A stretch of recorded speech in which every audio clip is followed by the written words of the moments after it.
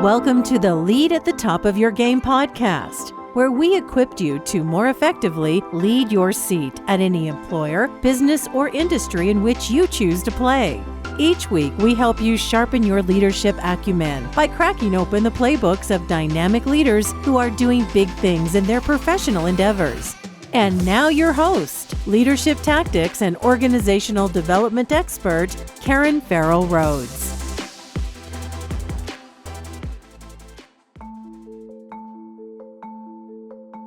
But I would argue our real differentiation comes in our ability to manage and harness the power of data.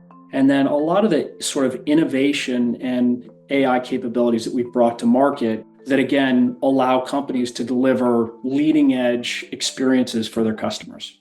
Hello, my superstars. This is Karen, and welcome to another episode of the Lead at the Top of Your Game podcast. We have such a tremendous guest on today's show that is going to give us insights on how he and his team think about revenue and growing business at a very high growth company.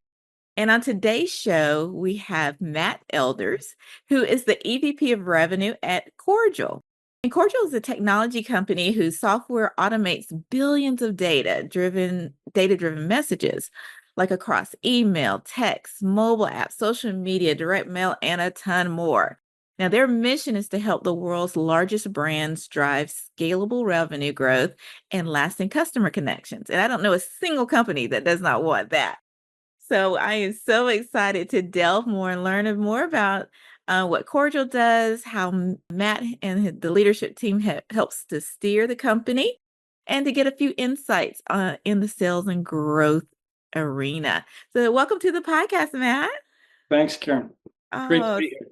Also awesome to have you. Now, as I mentioned, I'm dying to get into our conversation, but before I do so, we always love to learn a tidbit or two about our guests. So just for as much as you feel comfortable, would you mind giving us just a sneak peek into your life outside of work?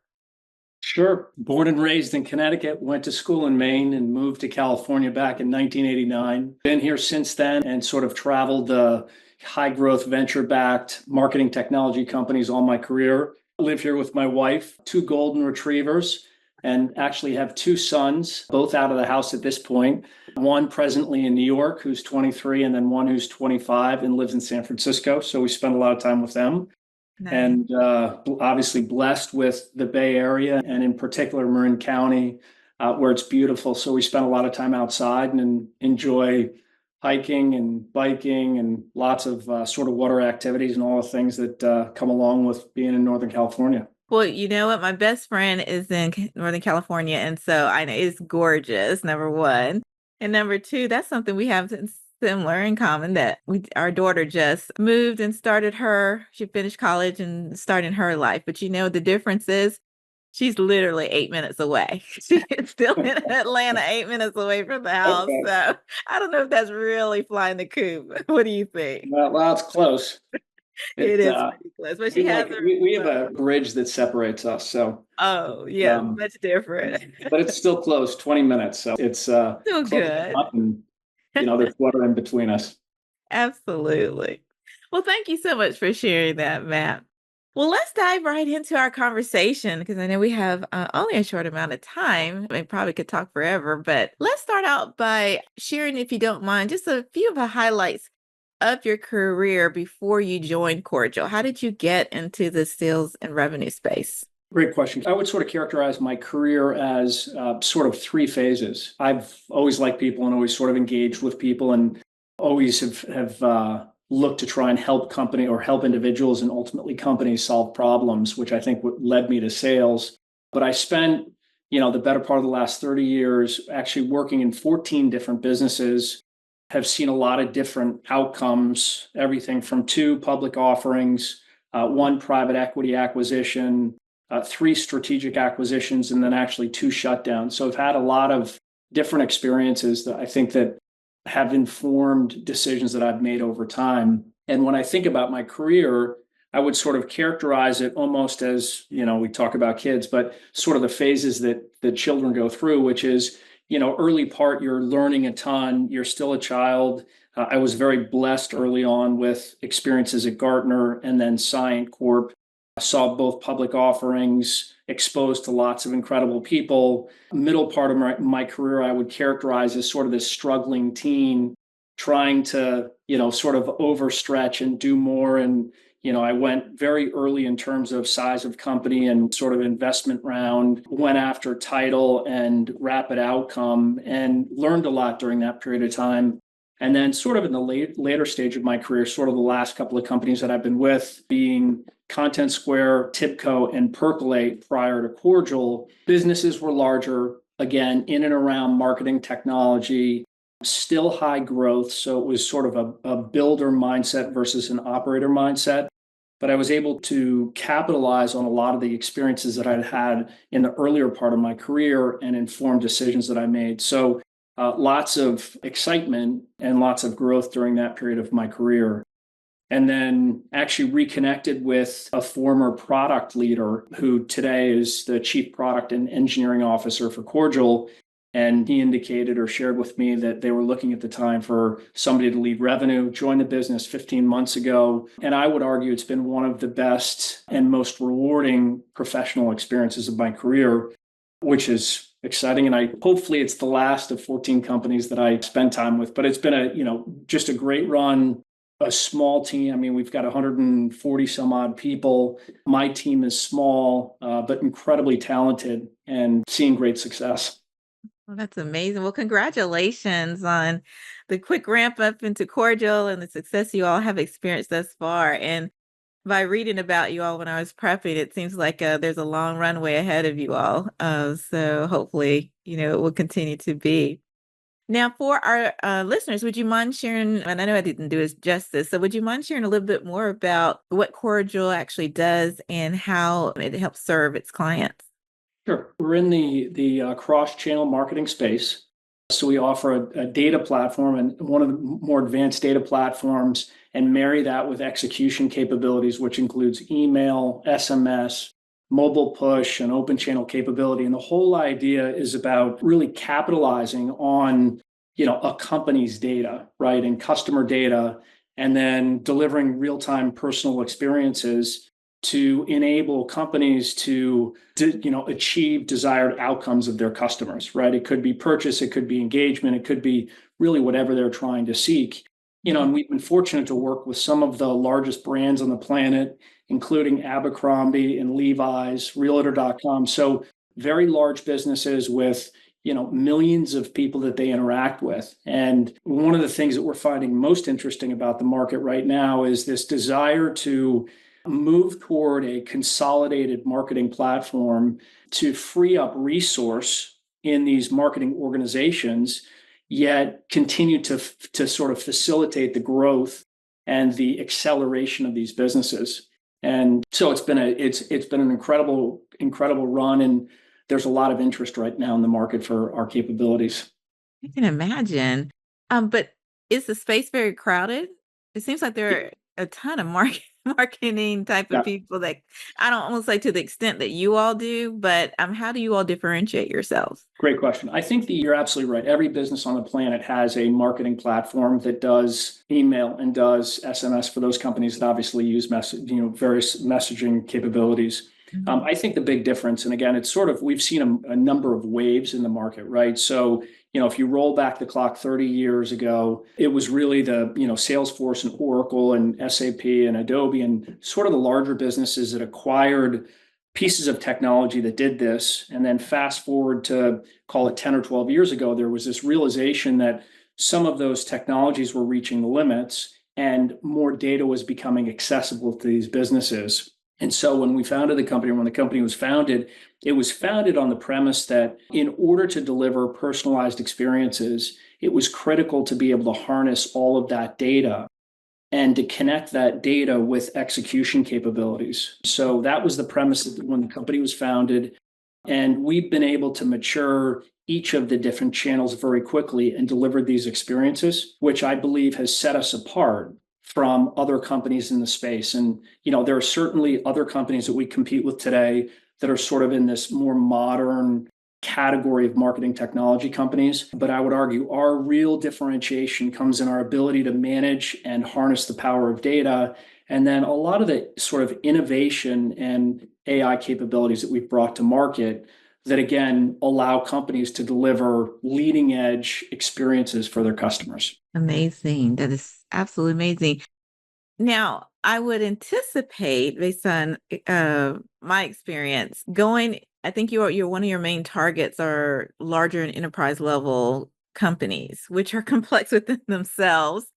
So I'm curious when you're, talking to the Abercrombies and, the big boys, if you will, the logo companies, how do you, really get a seat at the table and talk to them to express how you all are different and what you can provide to them? Because it's very hard breaking through, having supported enterprise sales teams myself from an HR perspective, but watching them work.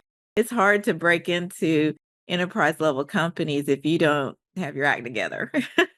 Yeah, the great question. I think I would sort of give credit to the founding team led by our CEO, Jeremy Swift. We were launched as Cordial, and Cordial, by purpose, right? And so we've, I think, anchored a lot of our go-to-market, our client relationships, how we represent ourselves in market, how we treat our customers, and sort of the passion around our clients' success in the word cordial. Right. And so I think we've been able to build a reputation in market that is very well respected, sort of number one, and it sort of shines through to everything we do. So, I would argue that the approach that we call the sales organization or the go-to-market organization take isn't necessarily a sales motion, while obviously we're trying to acquire customers, but it's really about trying to understand the challenges that our clients are having and solve those challenges in as transparent a manner as possible. And if we do that, then we do have clients like the ones that we've mentioned that are very vocal in market, right? I think today, one of the biggest challenges, and by comparison, if I think back to the early part of my career, the level of transparency and information in the market is so significant, and the decision process that most of these businesses go through today is very independent of suppliers, right? So they're going to get to 65 or 75% or 70% of their decision absent any interaction. And we've sort of prided ourselves in anchoring the sort of the value proposition and the value of the business in this premise around cordial, and meeting and exceeding client expectations. And what that's done is word spreads very quickly when one of the fastest growing and most profitable retailers is using Cordial as their messaging platform, right? And so that's something that's sort of inherent to how we operate. And what I would say is, obviously, I run the revenue function. Sort of my counterpart who runs the client experience function has a very similar mindset. So we work very closely to make sure that journey that a client goes through in consideration, purchase, implementation, and then sort of value realization is tightly coupled and sort of adheres to that mindset. And it works, right? So one of the things that we've found at, all of these trade shows that you go to, pretty quickly, faces become very familiar. It's a small world. We're so closer It's a small world. We have great events. We bring a lot of people together, and we sort of pride ourselves on sort of education versus selling, which again is a great sort of thesis. And again, the market has just changed so dramatically since I started my career. So for those who may not understand, what does an EVP of revenue do? Where do you spend most of your time every day focused on? Yeah. Great question, Karen. So I sort of, marketing is sort of an adjacent organization. So naturally, I work very closely with marketing to help inform, go-to-market, sort of ideal customer profile, and ensure that the resourcing is properly mapped to how we go to market. As we sort of identify organizations that are actually starting to or are in market, obviously my team is the one that predominantly engages, helps to understand, qualify, and ultimately represent our capabilities, and obviously bring them toward closure of partnership. We obviously win a fair number of the ones that we're engaged in. And then we spend a lot of time in the transition process from sort of late stage opportunity to new relationship to kicking that relationship off to make sure that the implementation and the client experience team is completely up to speed. And so I sort of sit, or my team sits in between, brand, marketing, demand, and client experience. Is your team separate from the quote unquote sales team, or is that No, part of that's your my team. Yeah. umbrella? So, Okay. so I've got in my organization, I've got a sort of an SDR team. Mhm. I've got a sales team. I've got a pre-sales team that sort of focuses on the technology side. I've got a pre-sales team that focuses more on sort of email programs and messaging programs and sort of the services aspect to that. And then a revenue operations team that really supports that entire, chain, if you will, from marketing operations, sales operations to client operations. But it's small. I mean, I think if there's anything that I've learned, in my career is more people doesn't necessarily equate to more success. Very true. Yeah. Right. And I think the lessons that I've learned, the experiences that I've learned and success that I've had, I would go back to sort of great people that are on the bus. They're not partially on the bus. They're sort of committed to the mission. They're willing to sort of challenge the norm a little bit. They like to move quickly and they're willing to move quickly. And while they're concerned with their performance, they're more interested in sort of the team or the mission or the company's success, which again is I think a really important attribute for a teammate. Oh, absolutely. Absolutely. Now, as a leader of, I'll just call it the revenue team, but we kind of understand it's under the sales and revenue umbrella and growth umbrella. What are some, in your opinion, what are some of the success traits that you try to instill with your team to ensure that, they have a great chance for success, or they're functioning as a high performing team? Because you have different segments or job functions that are focused on different aspects of the sales process, but pulling them all together and ensuring there's a common understanding and collaboration is sometimes easier said than done. So I'm just curious your perspective on how you approach keeping and building a high performing team. Yeah, to me, it starts with sort of the recruiting process and hiring process, right? And I made reference to that a couple of times. A book that we sort of employ or use is The Ideal Team Player, that focuses on sort of key attributes and, who is the ideal teammate, which is sort of anchored in three attributes, right? One being smart, right? Both EQ and IQ. Second being humble, which really speaks to being part of something versus being solo. And then hungry. And I think those first step in the process, right, is to hire the right people. Right? Number one. I think number two, and you made this comment earlier, it's a very crowded market, right? I mean, I think if you look at the Lumascape that has continued to grow, there's so many companies fighting for very few dollars that there are a lot of people that you're competing with in one way or the other, right? And so it is the recognition that nothing replaces hard work and focus, right? So you've really got to start there, and you've got to, and again, whether it's SDR, whether it's pre-sales, whether it's sales, I think a critical attribute or critical thing is to continue to do the hard work to enable your success, right? You can't just sort of be lucky, right? You've got to do the work, and at the same time, the realization that things don't happen. Bear with me one second here. Things don't happen overnight, right? And there's a sort of a development process. And again, what's interesting sort of about the world that we live in, which is different than other worlds that I've lived in, is the decision process that these businesses go through. It's not a 24-hour cycle. Right? Yeah. They could be 12, 18, 24 months. Easy. And quality work is equally important to speed and sort of acceleration, right? And so one of the things that I've been particularly proud about is the high degree of quality work that our team does every day in understanding the processes that these businesses are going through and the problems they're trying to solve. And not shortcutting that process and trying to get to an answer too quickly, right?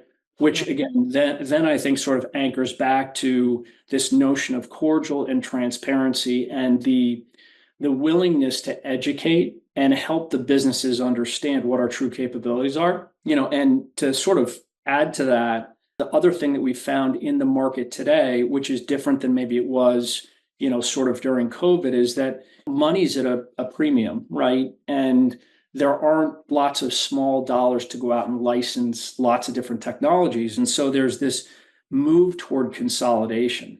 And what's happened over time is you've got lots of technology suppliers that have claimed that they can do lots of different things. And so it's oftentimes a hard decision for a business to make in terms of what the right mix is. Yeah.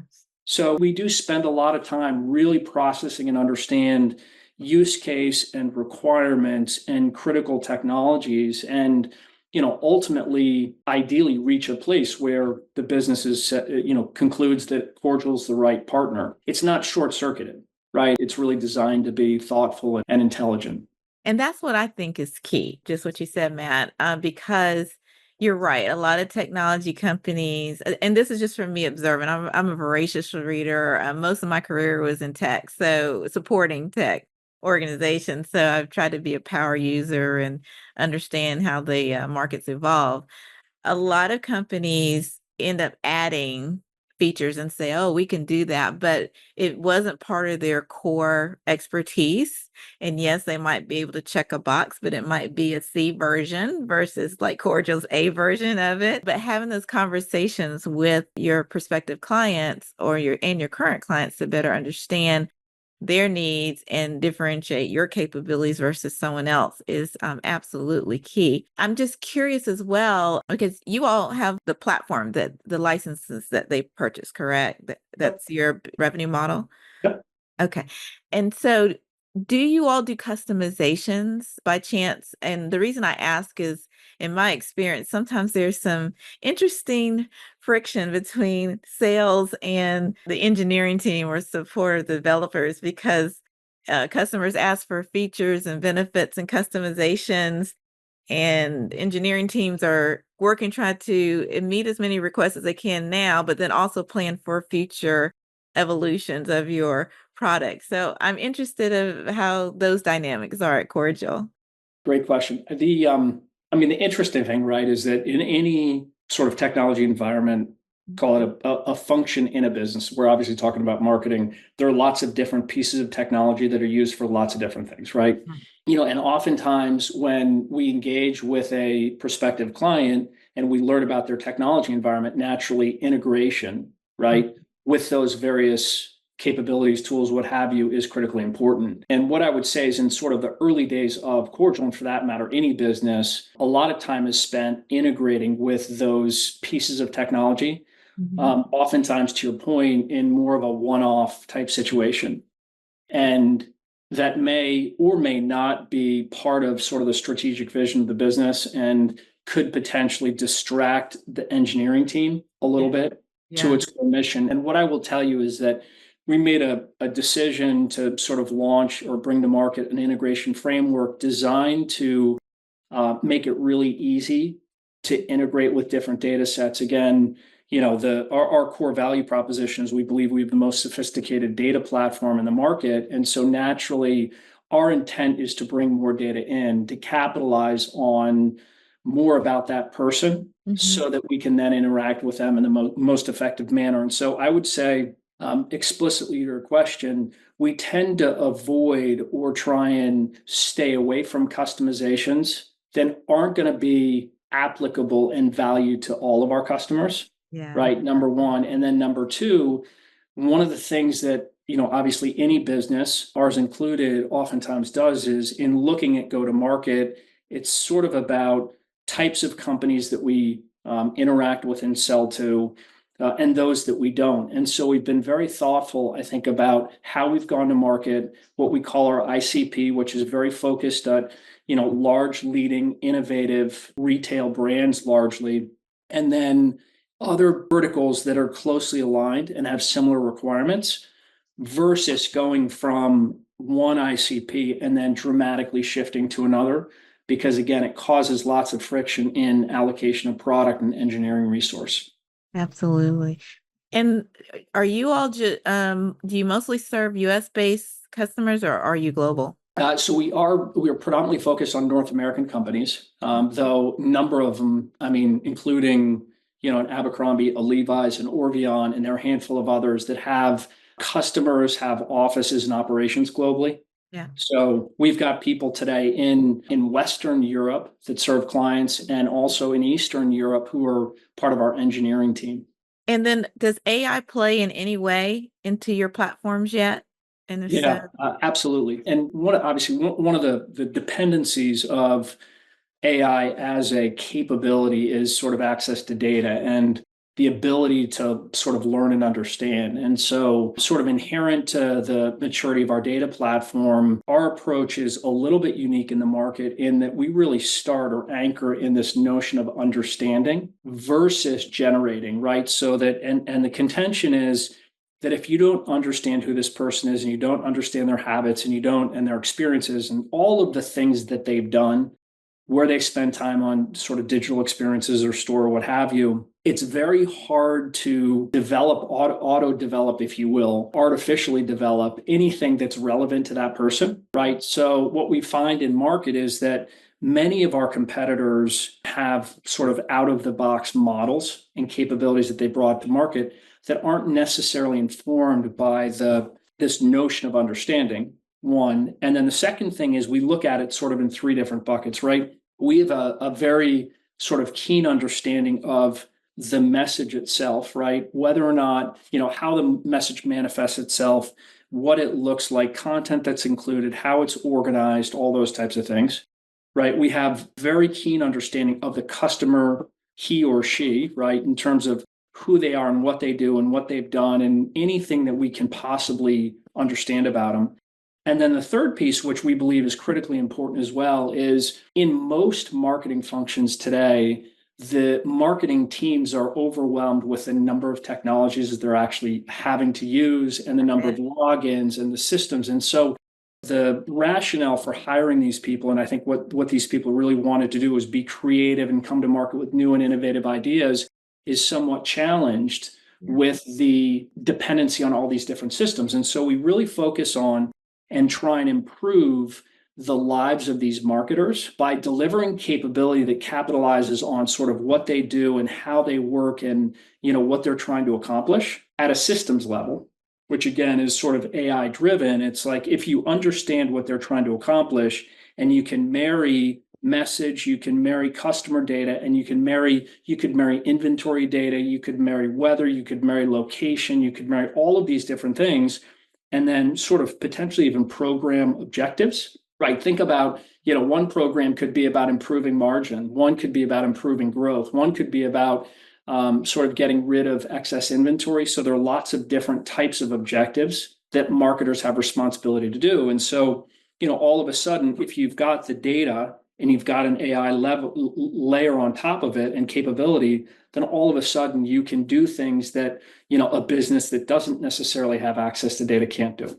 Can't do it all. No, that makes a ton of sense. Wow. Well, what an innovating and refreshing conversation, Matt. I could talk to you for another hour, but unfortunately we're coming close on time, but we cannot let you sneak out of here without asking our signature question that we ask all of our guests.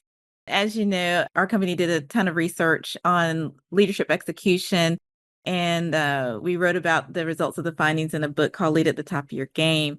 Out of that came 7 main focus areas that are always involved in any big leadership effort. And we always ask our guests which one kind of resonated and popped for you, although all 7 are equally as important and you use them in different ways.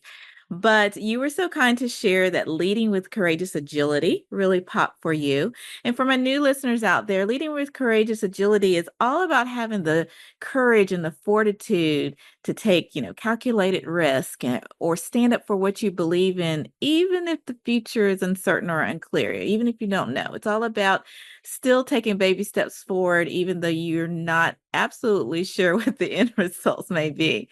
So curious minds want to know, Matt, why did courageous agility kind of pop for you? Yeah, great question, Karen. That, to me now, call it in 2024 versus 2018 or 2012 or what have you, I've got a lot more access to data and information and trends and what's actually happening, right? And all of those things are sort of, all those data points are readily available. And, oftentimes I think, individuals sort of orient too much around overthinking things.